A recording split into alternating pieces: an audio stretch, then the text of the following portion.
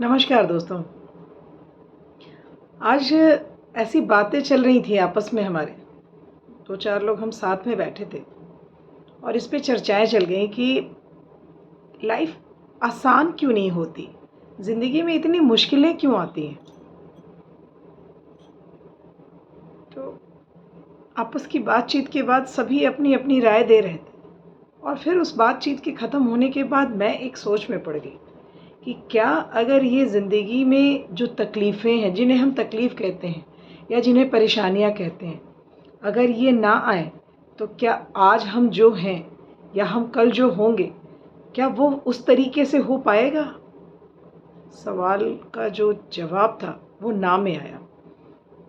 दोस्तों आप खुद सोचो, अगर ये कठिन परिस्थितियाँ ना आए हमारी ज़िंदगी में तो हम निखरेंगे कैसे? हम बनेंगे कैसे? अगर सोने को वो ताप न मिले तो हम उसे क्या मनपसंद गहनों में गढ़ पाएँगे? मनपसंद डिज़ाइन बना पाएँगे? नहीं। अगर वो हीरे को वो उतनी कठिन दबाव ना मिले, उतना कठोर प्रेशर ना उसको फेस करना पड़े, तो क्या वो चमक उसके अंदर आ पाएगी? नहीं आ पाएगी।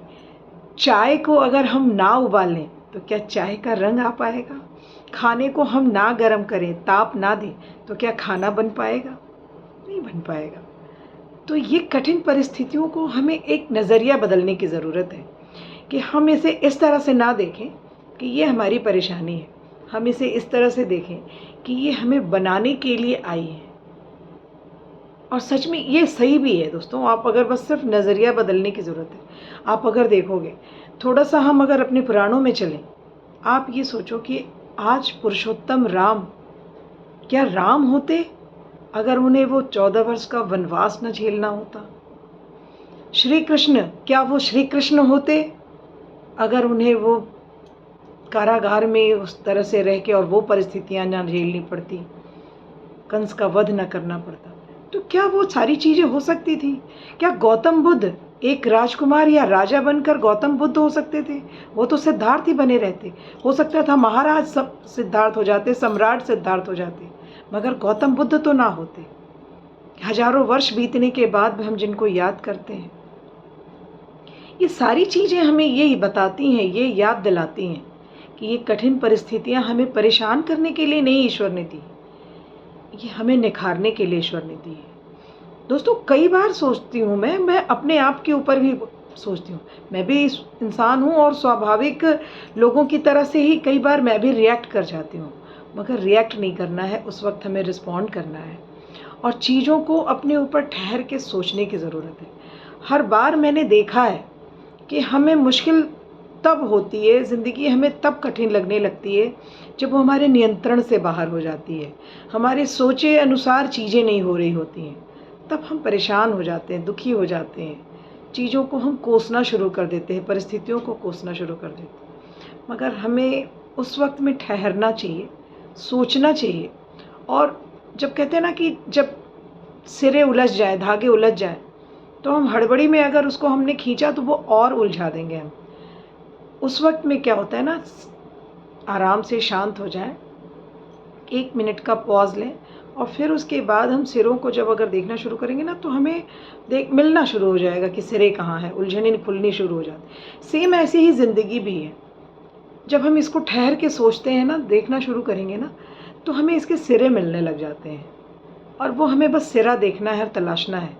जब सिरे मिल जाएंगे तो हमें सुलझा तो हम लेंगे, इतनी काबिलियत तो हमें ईश्वर ने दी है। और आपको पता है दोस्तों, पता ही होगा, ये जो ना मनुष्य जो बनाया है ना, ईश्वर की जो ये कृति है, हम सर्वश्रेष्ठ कृति हैं। उसने अपनी सारी योग्यता इस कृति में डाल दी है हमें बनाने में।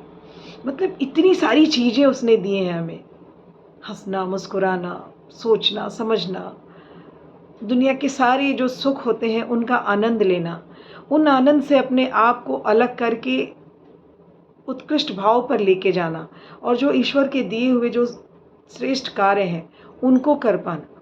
तो हम कोई साधारण कृति नहीं है। तो बस सोचना है, समझना है और अपने आप को बस ठहर के एक बार देखना है।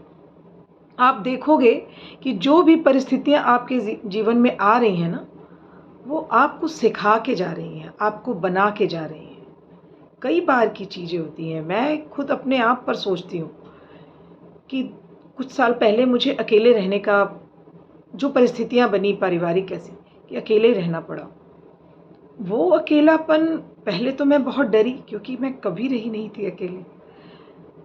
फिर ये समझ में आया कि ठीक है, अब आ गई है वही दिक्कतें तो झेलनी तो हैं, कोई उससे बचने का रास्ता नहीं था। मगर उस दौरान जो कहते हैं ना कि अकेलापन और एकांत 2 चीज़ होती हैं। अकेलेपन से जो एकांत की यात्रा मैंने की, उस एकांत की यात्रा ने मुझे बनाया। सच में मुझे बहुत बनाया, सँवारा मेरे अंदर।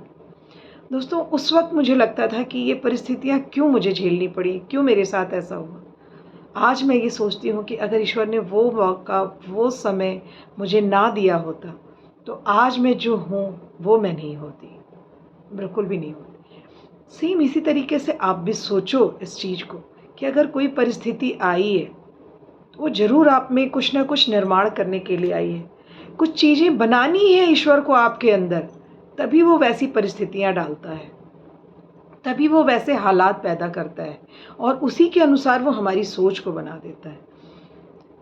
तो परिस्थितियों को देखें, समझें और आगे बढ़ें, तो हम ज़िंदगी में आगे बढ़ेंगे। और जब ज़िंदगी में आगे बढ़ेंगे, तो हम अपना वो मंतव्य, वो गंतव्य पा सकेंगे, जिसके लिए हम आए हैं। मैं बार-बार अपने सारे वीडियोज़ में ये बोलती हूँ। दोस्तों, मुझे ये अंदर से ये भूख होती है, हॉन्ट करता है मेरे को, ये विचार मेरे पीछा करते रहते हैं कि जिस काम के लिए हम आए हैं, वो काम हम कर रहे हैं या नहीं कर रहे हैं। ये रुक के हमें देखने की, समझने की ज़रूरत है। आप जितना टाइम लेना हो लीजिए, आप 2-4 दिन पे अपने आप को इवैल्यूएट करते हो, वो करो। आप 1 हफ्ते पे करते हो, करो। 15 दिन पे करते हो, करो। लेकिन एक बार खुद को रीचेक ज़रूर करो। एक बार ज़रूर करो अपने आप को रीचेक कि आप जो कर रहे हो, क्या वही करने के लिए आप आए थे? या आप जो कर रहे हो, उसको करने में आपको खुशी मिल रही है?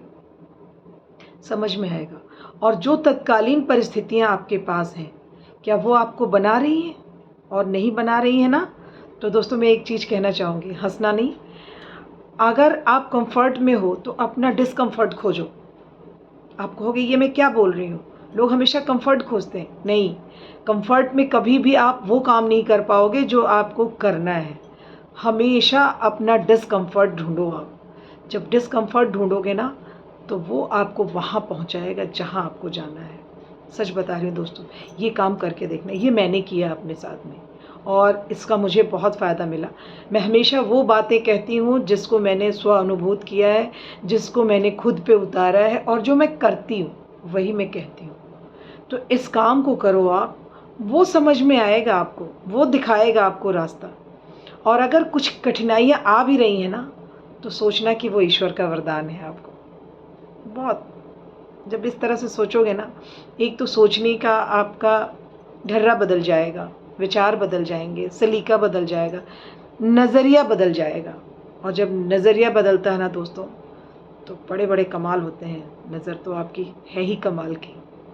तो दोस्तों, ध्यान देना इसके ऊपर, विचार करना, खुश रहिए लोगों को खुश रखिए, अपना ख्याल रखिए, लोगों का ख्याल रखिए। फिर मिलेंगे जल्दी ही।